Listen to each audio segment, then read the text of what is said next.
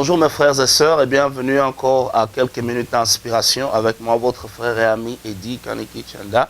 Nous sommes dans le livre de Jean, chapitre 3 au verset 16, où nous sommes en train de recevoir l'inspiration de la parole de Dieu avec un cœur ouvert, avec un cœur doux, pour voir la pensée de Dieu dans ce passage, comment nous pouvons l'appliquer à notre vie et refléter la gloire de Dieu chaque jour.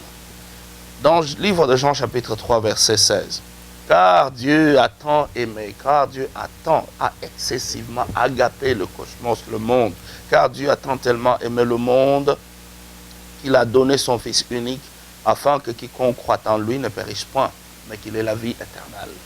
J'aimerais aujourd'hui m'attarder sur le passage là, il a donné son Fils unique. Dieu a tant aimé le monde qu'il a donné son Fils unique. J'aimerais que nous puissions considérer un aspect de ce verset aujourd'hui. Dieu, dans son amour sans condition pour la race humaine, a démontré cet amour en donnant son Fils unique. Pensez à ceci. L'amour vrai se manifeste par des dons. Le test du véritable amour est déterminé par ce qu'on est prêt à sacrifier au nom de cet amour. Dieu a tant aimé le monde qu'il a donné son Fils unique. Jésus-Christ est la manifestation de l'amour de Dieu pour toi. Jésus-Christ est la manifestation de l'amour de Dieu pour toi. Plusieurs d'entre nous qui demandent, mais comment est-ce que je saurais que Dieu m'aime? Tu sais que Dieu t'aime parce que Jésus-Christ, le Fils de Dieu, est mort à la croix pour toi. Le fait qu'il est venu dans ce monde, il s'est déshabillé de sa gloire, il s'est dépouillé de ses honneurs célestes, est une manifestation de l'amour de Dieu.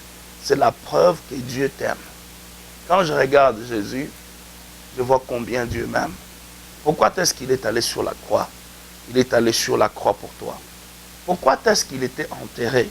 Et là où il était enterré, il est descendu au plus bas enfer, où il était torturé pendant 3 jours et 3 nuits par toutes les puissances des ténèbres. C'était à cause de toi. Jésus-Christ, le Fils de Dieu, était la manifestation de l'amour de Dieu. Dieu a tant aimé le monde et il a démontré cet amour en donnant son Fils. L'amour véritable, c'est un amour qui donne. Si tu crois vraiment que tu aimes quelqu'un, tu dois donner quelque chose à cette personne-là. C'est pour nous montrer combien il nous aime. Pour nous montrer combien il nous aime, Dieu nous a donné son Fils. La question aujourd'hui est de savoir, que feras-tu du Fils de Dieu? Il y a un temps où tout un chacun de nous est confronté à cette question-là. La question qui était posée aux Juifs par Pilate. Que ferais-je de ce Jésus qu'on appelle le Christ?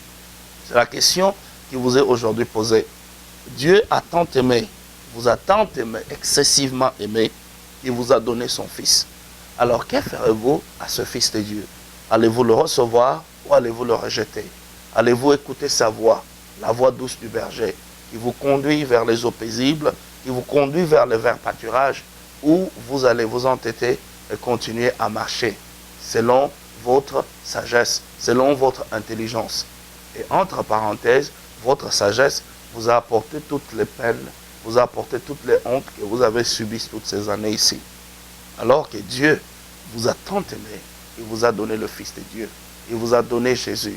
Jésus est la manifestation physique de l'amour d'un Dieu qui n'est pas physique, d'un Dieu spirituel.